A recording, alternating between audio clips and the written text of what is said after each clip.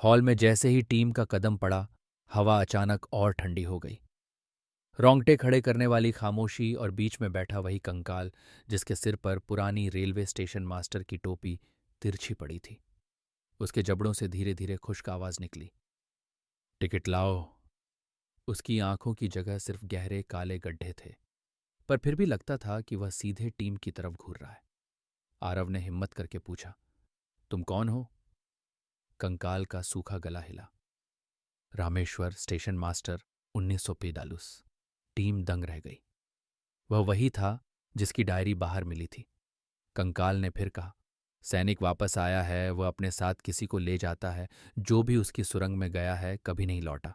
शिखा, हम बाहर जाना चाहते हैं, रास्ता कहाँ है? कंकाल के दांत किटकिटाए। बाहर? ये स्टेशन किसी को बाहर नहीं जाने देता। कहते ही अचानक हॉल की सारी लाइट्स जोर जोर से झिलमिलाने लगीं। अचानक सामने वाले बड़े दरवाजे से आती हुई कदमों की आवाज, ठक ठक ठक, भारी, धातु जैसी। फिर एक भारी सांस लेने की आवाज।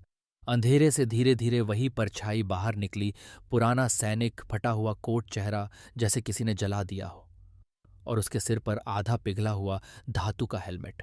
उसकी आंखों की जगह धधकती सफेद रोशनी थी।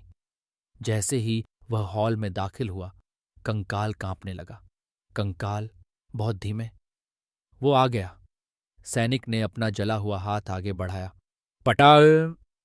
हॉल का दरवाजा अपने आप बंद हो गया। टीम अंदर फंस गई। सैनिक बोला, 1942 टिकट चेकिंग अधूरी है।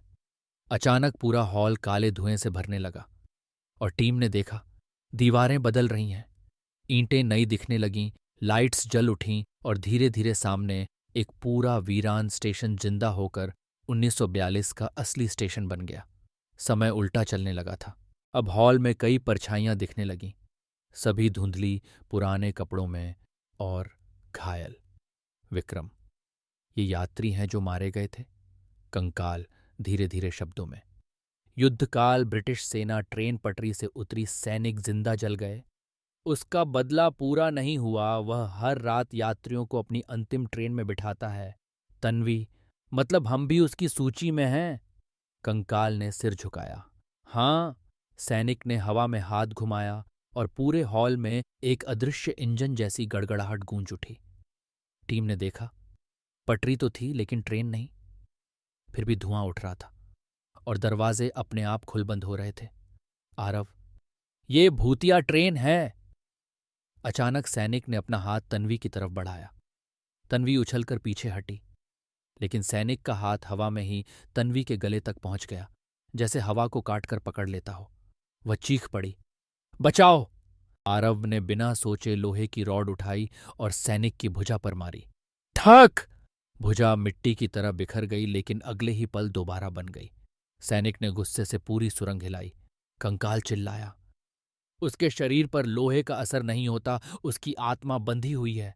आरव, तो उसे रोका कैसे जाए?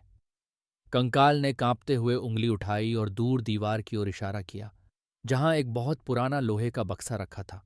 कबीर दौड़कर बक्सा खोलता है। अंदर एक पुरानी सेना की डायरी और एक जला हुआ पदक था।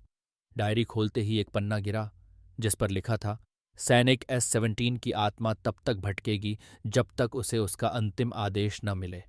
आरव चिल्लाया, आदेश कौन देगा? कंकाल ने फुसफुसाया, स्टेशन मास्टर मैं। सैनिक आगे बढ़ रहा था। उसकी आंखों से सफेद धुआं निकलने लगा। कंकाल खड़ा हुआ। उसकी हड्डियां कांपीं, कई गिर पड़ीं, लेकिन वह खड़ा रहा। उसने सैनिक की तरफ हाथ उठाया। सैनिक S-17, स्टेशन मास्टर तुम्हें अंतिम आदेश देता है। युद्ध समाप्त। तुम्हें मुक्ति मिलती है। हॉल में तेज रोशनी फैली। सैनिक की चाल रुक गई। उसका शरीर काला धुआं छोड़ने लगा। टीम ने पहली बार उसके चेहरे का भाव देखा। वह डरावना नहीं, बल्कि भारी पीड़ा से भरा था।